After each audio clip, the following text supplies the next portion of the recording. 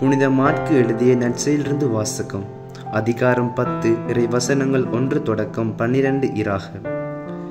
அக்காலத்தில் இயேசு புறப்பட்டு யூதேயா பகுதிகளுக்கும் ஜோர்தான் அக்கரை பகுதிக்கும் வந்தார்.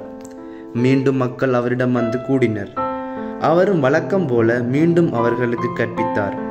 பரிசேயர் அவரை அணுகி, கணவன் தன் மனைவியை விலக்கிவிடுவது முறையா என்று கேட்டு அவரை சோதித்தனர். அவர் அவர்களிடம் மறுமொழியாக, மோசே உங்களுக்கு இட்ட கட்டளை என்ன என்று கேட்டார். அவர்கள், மோசே மணவிலக்கு சான்றிதழ் எழுதி அவரை விலக்கிவிடலாம் என்று அனுமதி அளித்துள்ளார் என்று கூறினார்கள். அதற்கு இயேசு அவர்களிடம், உங்கள் கடின உள்ளத்தின் பொருட்டே அவர் இக்கட்டளையை எழுதி வைத்தார். படைப்பின் தொடக்கத்திலேயே கடவுள் ஆணும் பெண்ணுமாக அவர்களை படைத்தார். இதனால் கணவன் தன் தாய் தந்தையை விட்டுவிட்டு தன் மனைவியுடன் ஒன்றித்திருப்பான். இருவரும் ஒரே உடலாய் இருப்பர். இனி அவர்கள் இருவர் அல்ல, ஒரே உடல். எனவே கடவுள் இணைத்ததை மனிதர் பிரிக்காதிருக்கட்டும் என்றார்.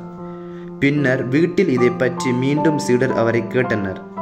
இயேசு அவர்களை நோக்கி, தன் மனைவியை விலக்கிவிட்டு வேறொரு பெண்ணை மணப்பவன் எவனும் அவருக்கு எதிராக விபச்சாரம் செய்கின்றான். தன் கணவரை விலக்கிவிட்டு வேறொருவரை மணக்கும் எவளும் விபச்சாரம் செய்கிறாள் என்றார். இது கிறிஸ்து வழங்கும் நற்செய்தி.